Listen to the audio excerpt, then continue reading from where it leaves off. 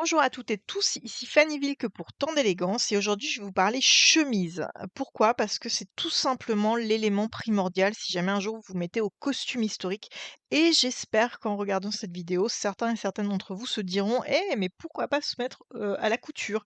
Parce que vous allez voir globalement, c'est plutôt simple à faire. C'est la base du costume, c'est-à-dire qu'en fait la chemise, c'est ce qui va prendre votre transpiration et qui va éviter de salir le costume lui-même parce que le costume on le lave jamais. Par contre la chemise, on la lave à chaque fois. Et puis aussi, ça va protéger votre corps des frottements, en fait, induits par des costumes un peu trop serrés, parce que les costumes historiques sont vraiment pas taillés pour nos morphologies d'aujourd'hui. Donc c'est pour ça, on est parti sur cette vidéo qui est la toute première d'une longue série de vidéos qui vont justement vous expliquer comment faire vos costumes par vous-même.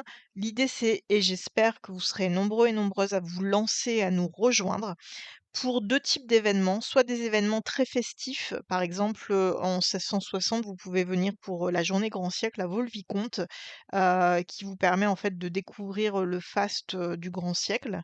Vous pouvez aussi venir, pour tout le 18e, aux fêtes galantes ou bien aux grandes eaux en costume au château de Versailles. Donc ça, c'est vraiment les événements que j'appelle festifs, donc un beau lieu, vous payez un billet et puis vous venez participer à une fête. Après, il y a aussi tout ce qui est reconstitution historique et là, Dieu sait si on a besoin de nouveaux sang en reconstitution historique. Parce qu'en fait, depuis le covid, on a pas mal de monde qui arrête la reconstitution et on en a très, très peu qui commencent. Donc j'espère que en regardant cette vidéo, certains et certaines d'entre vous se disent: «Eh mais pourquoi pas venir? Pourquoi pas se lancer?» Définitivement, on a besoin d'hommes et de femmes qui viennent nous rejoindre parce qu'on a énormément de demandes de la part des châteaux.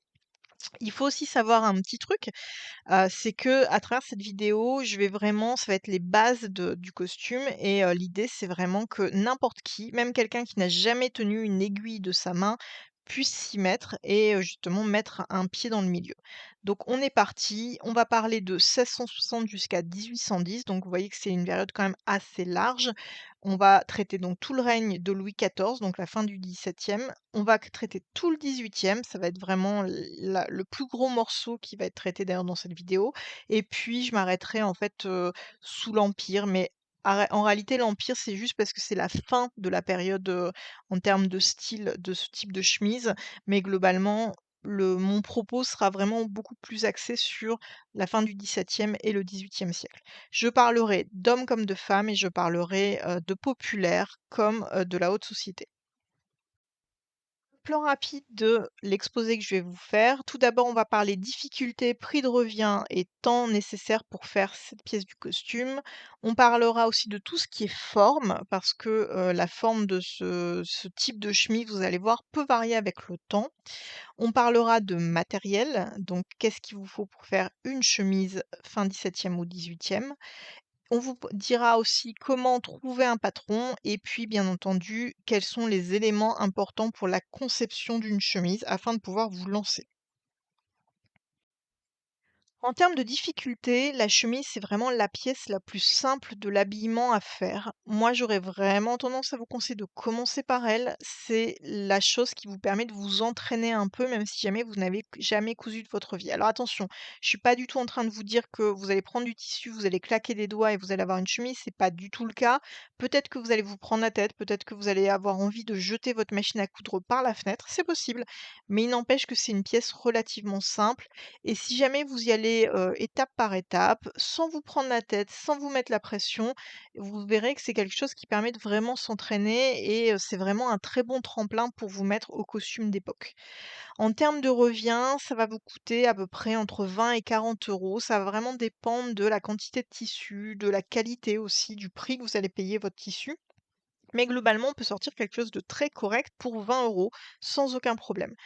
Bien sûr, si jamais vous faites finalement appel à un costumier ou une costumière, ça vous coûtera beaucoup plus cher. Faut compter à peu près, entre 100 et 140 € pour avoir une chemise, faite main par un costumier, une costumière. Mais c'est logique parce que vous allez payer son temps, son matériel et puis son savoir-faire. En termes de temps justement, si jamais vous faites tout à la machine à coudre et que vous allez vite, ça va vous prendre 2 heures, donc c'est très rapide à faire. Malgré tout, moi j'aurais tendance à vous conseiller de faire les grandes étapes de construction à la machine à coudre, si jamais vous en avez une, et ensuite de faire toutes les finitions à la main. Donc ce qui fait que moi, par exemple, quand je fais une, chemise, ça va plutôt me prendre dans les 6 heures à faire, mais au moins j'ai un résultat qui correspond à mes envies, à mes besoins. Donc ça, c'est un des premiers points à voir. En termes de forme, on va partir par la base, on va retourner à l'époque, de, la Renaissance et donc là, vous voyez, vous avez des chemises, une chemise masculine ici, une chemise féminine ici, toutes brodées. Ça, c'est vraiment assez typique de la Renaissance avec une ouverture sur l'avant, ça on va la retrouver généralement au 18e et puis un col un peu montant, un type, col Mao. Ça, on va le retrouver sur la chemise 18e masculine, mais on la retrouvera plus sur la chemise féminine parce qu'en fait, les vêtements, vont s'ouvrir beaucoup plus et donc la forme de la chemise va vraiment accompagner la forme du vêtement. La bonne nouvelle pour vous, c'est que ces chemises-là, toutes brodées, c'est vraiment de la Renaissance. Nous, on parlera donc fin 17e, début 18e, donc et jusqu'à la période napoléonienne. Il y a plus de broderie, donc ça, c'est la bonne nouvelle pour nous parce que c'est ce qui va prendre le plus de temps à faire. On va tout simplement, vers le milieu du 17e, simplifier la coupe des chemises en changeant donc en retirant tout ce qui est broderie et en remplaçant plutôt par de la dentelle, des applications de dentelle, ce qui du coup, coûte aussi très, très cher à l'époque et qui permet de montrer que vous êtes quelqu'un de riche. Donc sous-entendu, si jamais vous faites une chemise 1660, vous pouvez partir sur ce modèle-là, mais si jamais vous faites du populaire, bien sûr, vous zappez tout ce qui est, dentelle et si jamais vous débutez, moi j'aurais tendance à vous conseiller de zapper globalement tout ce qui est dentelle et de faire quelque chose qui est totalement en tissu. Donc qui sera assez proche de ce qui se faisait en populaire, mais qui est beaucoup plus simple à faire. Donc ça, c'est vraiment le type de chemise point de départ pour nous. À partir de là, je vais vous montrer 3 formes de patrons. Donc tout d'abord pour les femmes, les chemises à manches larges. Ensuite, les chemises à manches fines et enfin, je vais vous parler de la chemise homme. Donc en réalité, donc c'est pour ça que je vous disais, on va parler des 2 genres. Bien sûr, on va parler aussi des enfants, hein, parce que globalement les chemises, enfantines sont très proches de ce que je vais vous dire aussi. Mais globalement, un patron pour les hommes et 2 patrons différents pour les femmes en fonction du type de robe et du type de costume que vous allez porter. Commençons tout d'abord avec le premier patron qui est la chemise féminine à manches larges. Donc on est vers 1660 et vous voyez que les manches sont très larges et donc pour garnir ces manches, on a la chemise qui dépasse et qui se voit et qui est a des manches très larges, constellées de dentelle. Donc ça, c'est vraiment le signe extérieur de richesse, ce qui veut dire que si jamais vous faites du populaire, vous faites tout ce que je vous dis, mais la dentelle en moins, parce que ça coûte cher. Mais globalement, 17e, on est vraiment sur des manches très très larges et ça, on va le retrouver une bonne partie du XVIIIe siècle. Vous voyez ici, par exemple, sur ce tableau-là, on est vu la coiffure, vers 1700. La dame donc, a une forme de robe assez différente des robes de 1660, mais par contre, on a encore et toujours ces manches très larges, garnies de dentelle, donc qui font toujours partie de l'habillement. Donc la manche a très peu, et la chemise a très peu changé, entre, ces périodes. Par contre, ici, on est plutôt, sur le tableau de droite, on est plutôt vers, 1760 vu la coiffure de la dame, la fin de ces années-là. On a encore et toujours des chemises avec des manches assez larges, mais par contre, ça devient de plus en plus rare. Vous voyez, elle porte cette chemise-là parce qu'en fait, elle a une robe avec des manches, sans manches en l'occurrence parce qu'elle a juste un corsage. Elle est en train de faire de la musique, elle est en intérieur et donc il y a absolument pas de problème. C'est même complètement cohérent en fait de porter ce genre de petite, chemise un petit peu déshabillée. Donc vous voyez que jusqu'à environ 1760 pour l'aristocratie, 1770, mais ça commence à être très limite, on porte ces chemises à manches larges. Là, je vous ai mis un autre tableau ou alors qui, à mon avis, est plutôt anglo-saxon, mais c'était pour vous montrer, où vous voyez qu'en fait les dames ont des manches encore très, très larges, donc des manches un peu pagode. Donc là, je pense qu'elles sont habillées de mantua, donc c'est pour ça que pour moi c'est anglo-saxon. Mais il n'empêche, manches larges égale, chemise large, donc avec des manches larges, elles aussi, pour garnir l'ouverture en fait de ces manches. Et vous voyez qu'on n'a plus forcément de dentelle, mais on a, plutôt du volume donc avec des petites fronces de tissu. Donc là, on est vraiment sur des formes, assez classiques. Là, on est encore à mon avis sur une mode, très anglo-saxonne, donc avec là encore des manches de chemise très, très larges. Donc vous voyez que la chemise se voit, jusque dans ces périodes-là. C'est un des éléments du costume et c'est un élément de richesse. D'ailleurs, c'est la raison pour laquelle on ne peut pas prendre que du tissu blanc parce qu'en fait, il faut montrer qu'on a les moyens de se payer un tissu blanc qui va rester blanc à travers la journée. En populaire, c'est exactement la même chose, si ce n'est qu'on va porter ce genre de manche large beaucoup plus longtemps. Alors là, vous voyez qu'en fait, elle a une manche très large, mais qui est un petit peu remontée à mon avis. Là encore, vous avez une dame, dans une cuisine, donc on est, plutôt dans la deuxième moitié du 18e mais là encore, on a des manches larges. À quoi c'est dû? Tout simplement parce que sous, le 18e, on est encore à une période où on a ce qui s'appelle la fossilisation, c'est-à-dire qu'en fait, le populaire porte du costume, très, arriéré, très ancien, très daté, qui a très peu évolué. Donc, c'est pour ça qu'en fait, globalement, on retrouve énormément de pièces de leurs costumes à ces 2 dames-là qui viennent de la Renaissance, en fait, dans les faits. Et on retrouve donc ces fameuses manches, très larges de, la fin de la Renaissance, de la fin du XVIIe, qui sont toujours présentes alors qu'on est un siècle plus tard. Donc si vous faites du populaire, j'aurais vraiment tendance à vous conseiller de garder ce format de manches, donc les manches un peu larges, ou si jamais vous faites du XVIIe ou du début XVIIIe et que vos manches sont assez larges, donc mettez du volume, mettez du tissu pour faire ces fameuses chemises à manches larges. L'autre modèle de chemise féminine, ce sont les manches fines. Donc, tout simplement parce que vous voyez que globalement la mode à un moment donné va passer sur de la manche, qui est plus trop évasée, qui est au contraire très ajustée, très serrée et donc là, il y a plus la place pour mettre, toutes ces manches avec, beaucoup de tissu. On est obligé de passer sur une simplification en fait, de la chemise, 18e. Et donc c'est la raison, vous voyez là encore, donc des manches très, très fines et tout ce qu'on voit ici en termes de dentelle et de choses comme ça n'est pas cousu réellement sur la manche de la chemise, contrairement à ce que disent beaucoup de d'historiens du costume. C'est plutôt, directement mis et cousu sur la robe, ce qui est beaucoup plus simple en fait, d'entretien et ce qui permet d'éviter que les choses ne bougent.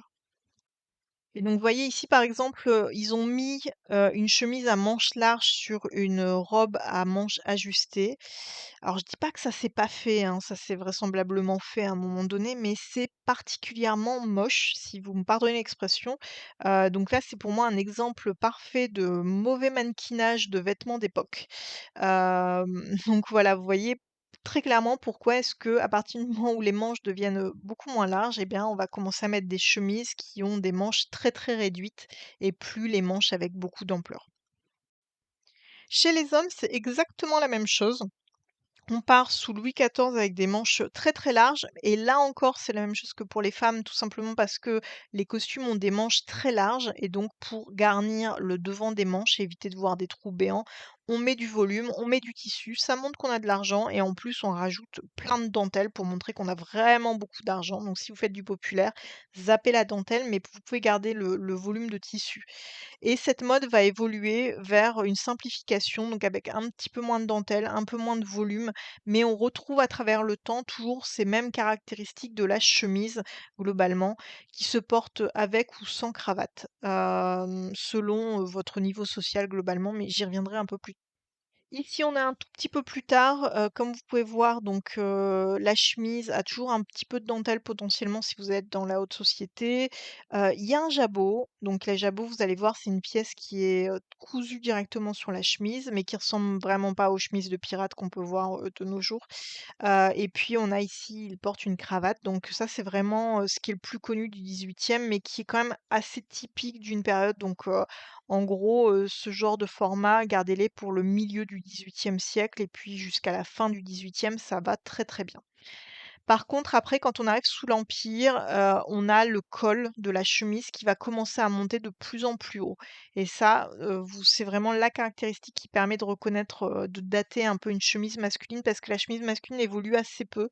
C'est la raison pour laquelle on n'a pas plusieurs formes de patrons, mais on a beaucoup de formes d'ailleurs qui coexistent à une même période, mais par contre, c'est vrai qu'on commence à avoir de plus en plus de cols à partir des années 1780 et sous l'Empire, ça peut monter très, très haut. Sur le populaire, on retrouve exactement les mêmes caractéristiques pour les hommes. Donc, vous voyez des chemises globalement avec quand même pas mal d'ampleur parce que ça permet de ne pas être trop gêné dans ses mouvements. Euh, Pas du tout de dentelle, par contre, très clairement. Vous pouvez aussi complètement vous passer de la cravate et ce genre de choses et même du jabot. Donc, une chemise toute simple. Et moi, j'aurais vraiment tendance à vous conseiller, si jamais vous vous mettez au costume, de commencer toujours par du populaire. Et parce que c'est simplifié et puis, déjà si vous en sortez bien avec le populaire, faites le populaire très bien et une fois que c'est le cas, passez, à l'aristocratique, parce que pour le coup, c'est beaucoup plus compliqué si jamais vous voulez faire quelque chose de joli. Ici, vous avez encore un autre tableau, on voit bien donc, ce jeune garçon donc qui a une chemise, grande ouverte, donc vous voyez qu'en populaire, on part sur des chemises quand même relativement simples. Si je dois résumer globalement, pour vous y retrouver, donc là ici j'ai mis donc, une timeline de 1660 jusqu'en 1810, donc là on a globalement tout le 18e. Ce qu'il faut retenir pour les femmes, c'est que globalement au début on a des manches larges et puis que plus le temps va avancer et moins on va avoir de manches larges et plus on va avoir plutôt des manches fines. Pour les hommes, là, pour le coup, on va démarrer avec, pas mal de dentelle au début et puis plus le temps va passer et moins il va y avoir de dentelle, plus on va plutôt partir sur du volant en tissu, voire de moins en moins de choses et puis, pour le coup, vers la fin du 18e, on commence à avoir les cols qui vont monter de plus en plus haut. Donc c'est pour ça, je voulais vous montrer ça parce que je voulais vous montrer qu'à une période, vous pouvez avoir des choses qui coexistent, c'est-à-dire que, vous pouvez trouver des manches larges en même temps que des manches courtes. Ça dépend vraiment du type de costume que vous portez et globalement, c'est pour ça qu'il faut quand même que vous ayez une vision assez claire de ce que vous voulez faire comme vêtements ensuite. Si vous faites du populaire, par exemple, et vous êtes une femme, optez directement pour un patron à manches larges. Par contre, si jamais vous faites, plutôt de l'aristocratique, moi j'aurais tendance à vous conseiller de partir sur de la manche fine pour, ne pas avoir à faire, 2 chemises différentes. Pour les hommes, globalement, si jamais vous faites du milieu 18e, ça peut coller avec quasiment toutes les périodes, donc c'est pour ça, faites quelque chose sans trop de dentelle, sans trop de fanfreluche, avec un col qui monte pas forcément très haut et puis globalement, vu que tout a quand même un petit peu coexisté, sur le sous-vêtement, vous pouvez vous permettre en fait de partir sur des choses et de pas forcément porter des choses très, à la mode à une période, mais globalement, ce n'est pas faux historiquement. En termes de matériel, il vous faut peut-être une machine à coudre, peut-être parce qu'en fait, c'est pas obligatoire. Vous pouvez aussi très bien travailler à la main, c'est juste que ça va vous prendre beaucoup plus de temps. Il vous faut fil et aiguille, ça c'est obligatoire, des épingles pour tout assembler avant de coudre, une paire de ciseaux pour couper, donc quelque chose qui coupe bien, hein. On en trouve, dans le commerce, ça coûte plus très cher, alors investissez dans une paire de ciseaux qui coupe bien et sur lesquels vous aurez un beau travail. Un fer à repasser, ça c'est un petit peu obligatoire parce qu'en fait, ça va vous permettre d'aller beaucoup plus vite et de faire un travail beaucoup plus soigné. Donc, en couture, on n'appelle pas ça un fer à repasser, on appelle ça une presse. Parce que comme son nom l'indique, ça vous permet en fait de presser bien votre tissu et d'avoir des finitions très très jolies. Ensuite, il vous faut un patron. Alors, je l'ai mis entre parenthèses parce que vous allez voir juste après, je vais vous expliquer un petit peu quoi faire et quoi rechercher.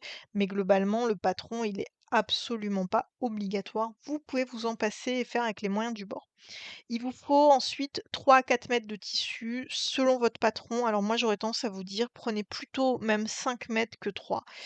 C'est jamais perdu ce genre de tissu et si vous êtes une femme, vous pouvez aussi vous faire, votre tablier, vous pouvez vous faire votre fichu, votre coiffe, vous pouvez faire plein de choses, même doubler les manches en fait de vos costumes et si vous êtes un homme, vous pouvez faire une cravate, vous pouvez aussi doubler les manches de vos costumes et ce genre de choses donc ce genre de tissu n'est jamais perdu donc prenez-en toujours un petit peu plus et puis comme ça au moins vous êtes sûr de pas être, en rade de tissu alors que vous êtes en plein milieu de votre chemise.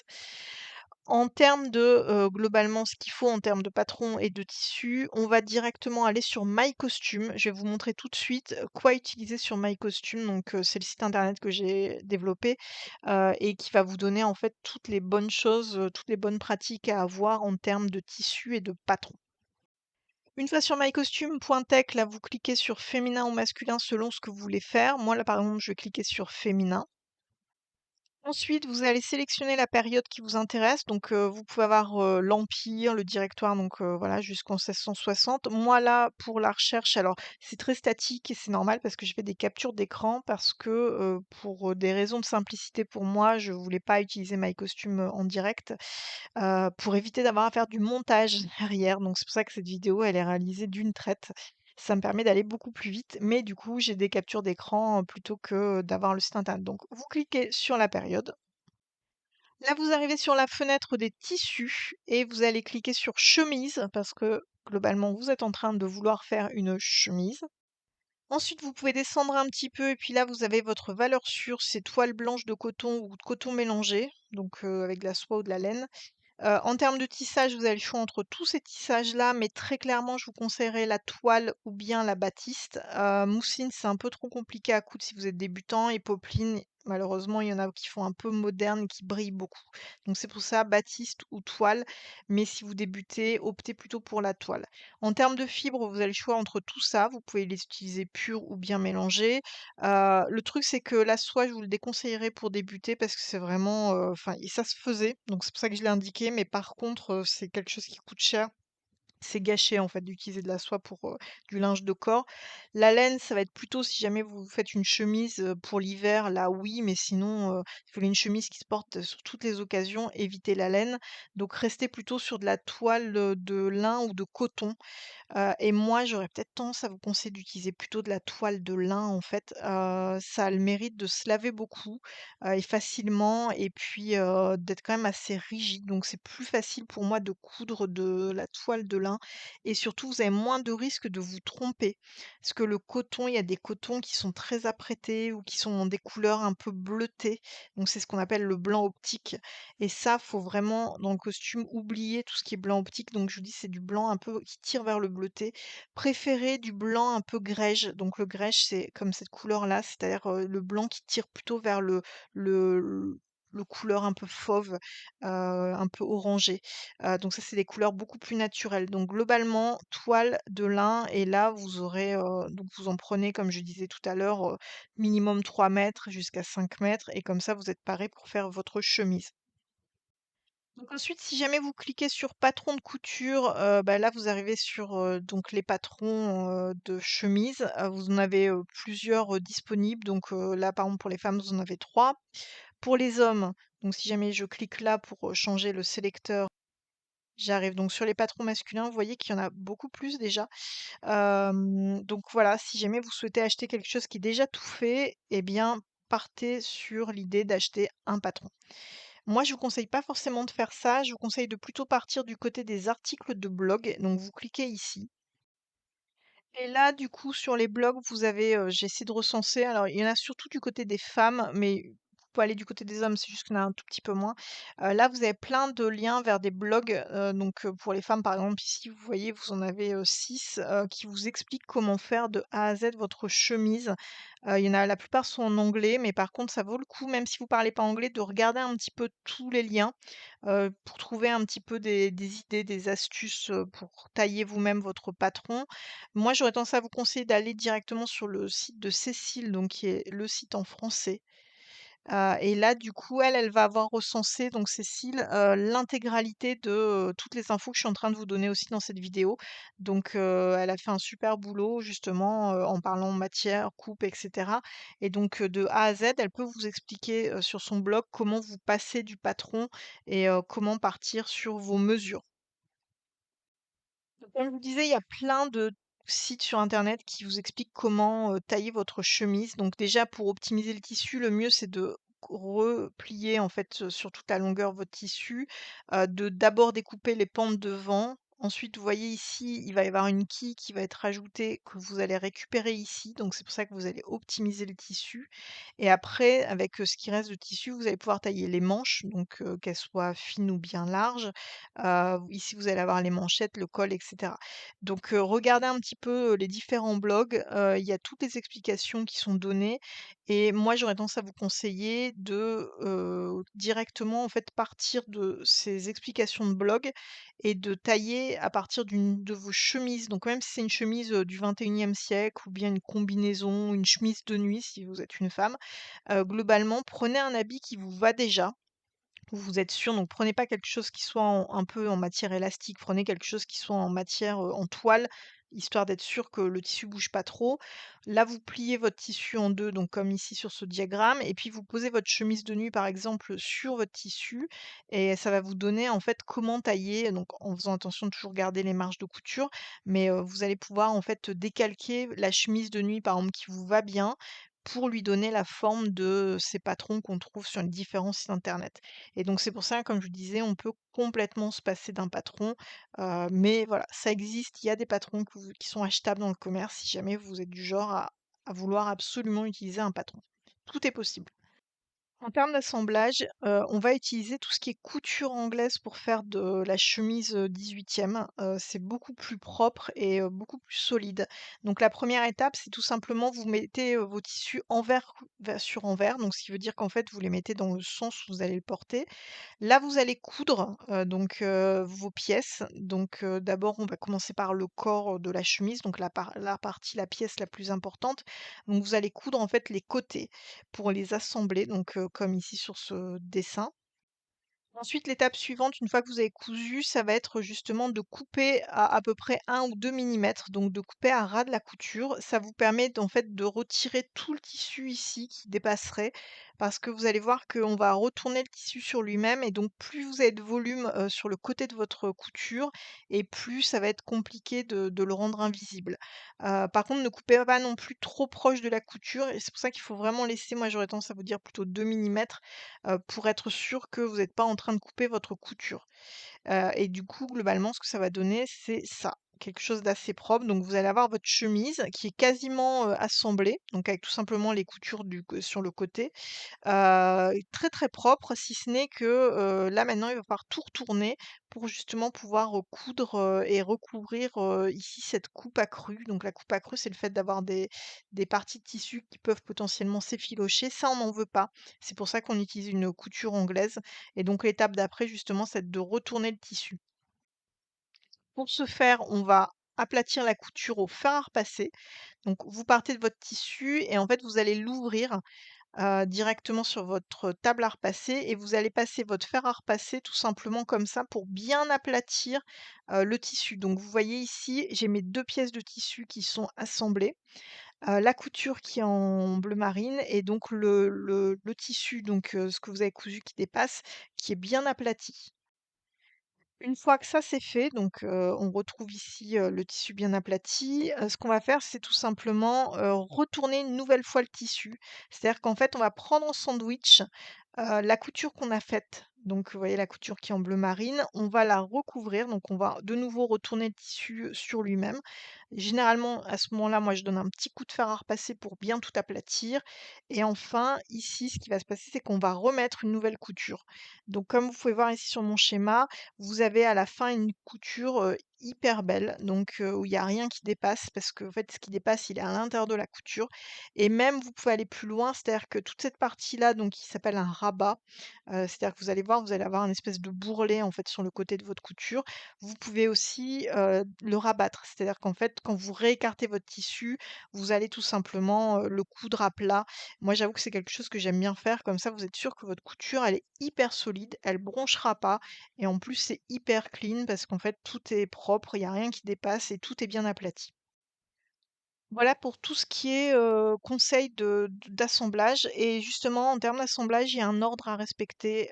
D'abord, moi je sais que j'assemble le corps de la chemise, donc en fait les 2 parties, devant, derrière, les plus grandes, du patron. Une fois que ça c'est fait, j'assemble les manches, donc tout est séparé pour le moment. J'ai le corps de la chemise d'un côté, j'ai les manches de l'autre, donc j'ai 3 pièces en tout vu qu'on a 2 bras. Donc voilà, je me retrouve avec ces 3 pièces-là qui sont nickel. Heu, Ensuite, si jamais je fais une chemise d'homme, je vais aussi faire la même chose avec le col que je vais assembler, qui va être nickel. Je vais faire toutes les finitions, c'est-à-dire que tout est parfait, tout est nickel, tout est bien fini, et enfin, à la toute fin, je vais tout assembler ensemble. Pourquoi est-ce que je fais les finitions sur, les pièces séparément? Parce qu'en fait, c'est beaucoup plus simple à travailler, pour retourner, pour accéder et tout quand, les choses sont pas encore totalement assemblées ensemble et puis, c'est des choses que vous pouvez prendre avec vous et sur lesquelles vous risquez moins de faire des taches sur le reste de la chemise si jamais ça traîne, à un moment donné. Plus la pièce est petite et puis moins il y a de probabilité que vous l'attachiez. Donc c'est pour ça l'assemblage des différentes pièces finies, ça se fait à la toute fin. Donc maintenant, si on revient aux différents patrons, la chemise à manches fines pour les femmes, c'est pour moi la plus simple à faire. Donc, ce qu'il faut savoir, c'est tout simplement qu'autour du cou, donc, à l'encolure, on va mettre une coulisse. On la voit même mieux ici. Donc, vous voyez, tout le long, il y a une coulisse qui fait tout le tour. Ici, il y a une fente sur le devant de cette chemise-là. C'est rare au 18e, mais je pense que c'est plutôt pas mal si vous débutez de faire une petite fente comme chez les hommes, mais en version toute petite parce que ça va permettre de mieux ajuster en fait le décolleté. Et donc voilà, globalement, je pense que c'est peut-être la solution la plus simple. Autre chose qui est intéressante, c'est qu'ici on voit les goussets en fait, vous voyez sous les manches.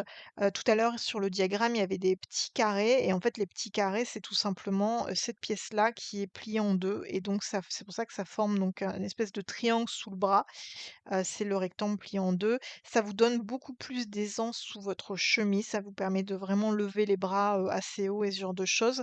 C'est quelque chose qu'il vaut mieux faire et ce qui est hyper intéressant sur cette chemise-là aussi, c'est que vous voyez qu'il y a de l'embus, c'est-à-dire qu'en fait la manche était beaucoup plus grande, que l'emmanchure, donc le trou dans la partie principale et donc en fait, si jamais vous avez trop de tissu, et que vous savez pas trop quoi en faire, eh bien faites des petits plis comme ils ont fait ici sur la tête de manche.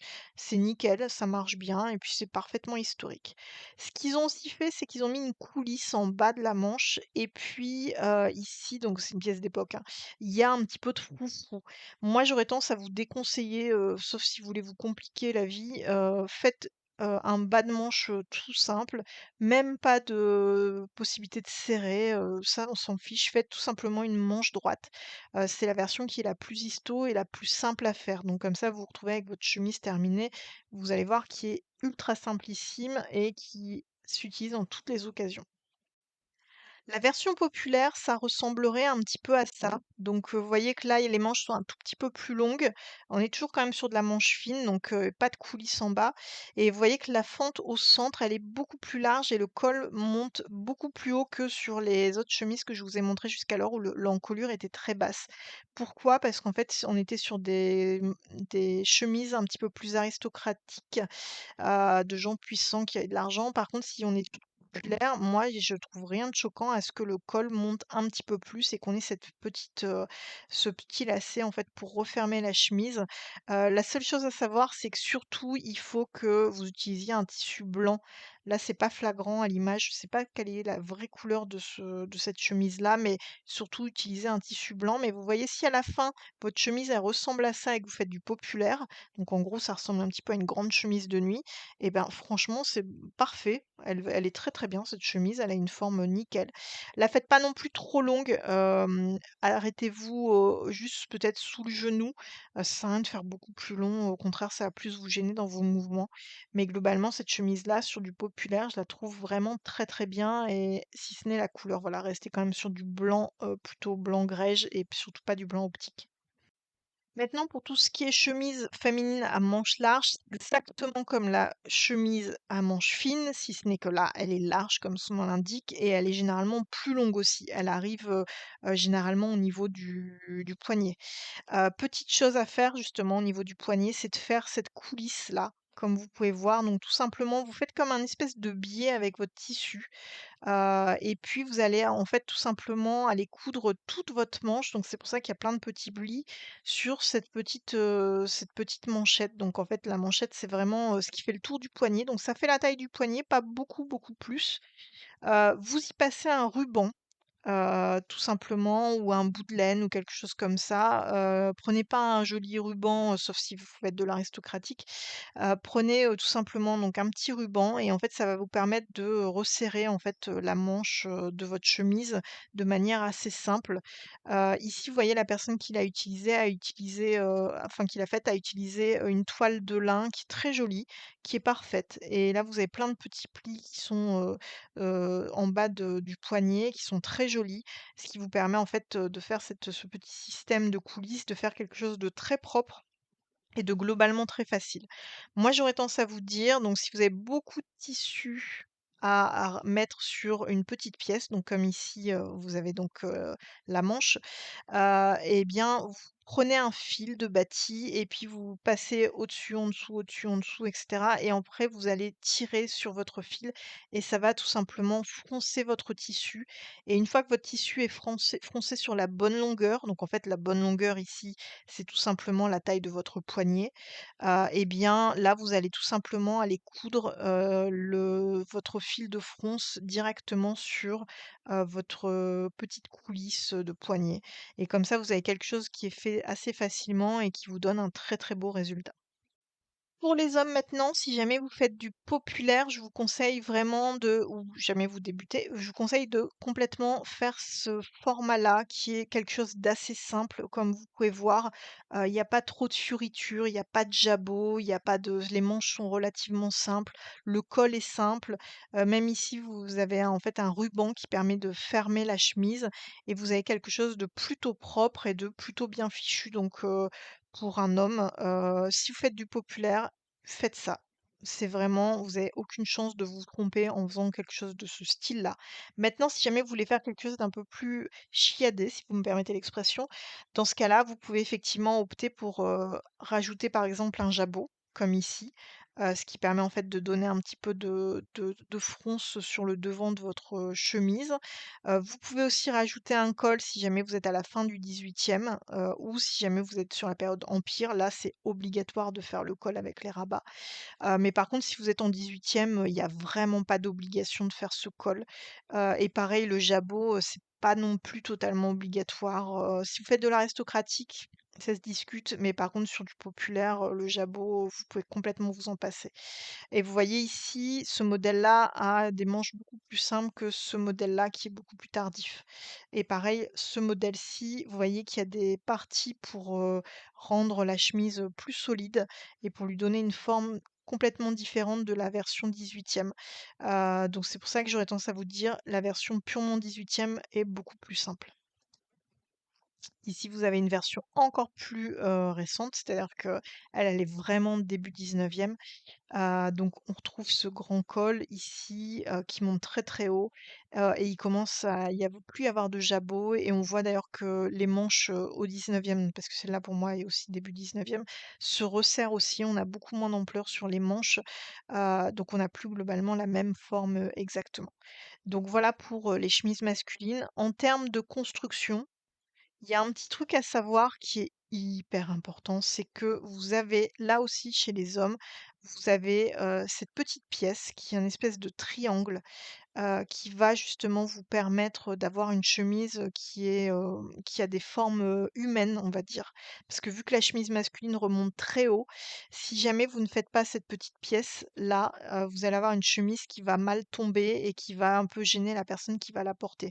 Donc c'est pour ça, vous verrez sur tous les blogs que vous trouverez sur My Costume, je vous ai dit allez voir directement dessus, vous avez plein de blogs qui vous mettent plein de détails de construction. Le blog de, Séverine pour le coup, est vraiment bien aussi écrit et va vous expliquer tout ça. Vous voyez que tout ce qui est un peu plus large, tout ce qui plisse, ben, ça se répartit autour du col et on a quelque chose de très joli si jamais on fait ça et de plutôt agréable à porter et là, vous avez aussi un détail du col. Vous voyez que cette forme de col-là, elle est parfaite. C'est tout simplement là encore, un peu une coulisse à faire mais sur laquelle vous allez mettre un bouton. Et puis, sur laquelle vous allez mettre, en fait, tout le volume du tissu, donc qui est quelque chose de relativement simple à faire et qui vous donnera des bons résultats. Voilà, donc cette vidéo a été beaucoup plus longue que prévu. On est quasiment à 40 minutes sur les chemises. J'espère que vous avez appris des choses. J'espère surtout que ça vous aura donné envie de vous lancer. Vraiment, c'est quelque chose de simple, les chemises. Le tout, c'est de savoir vers quoi vous allez, d'avoir les bonnes sources, d'aller voir les bons blogs.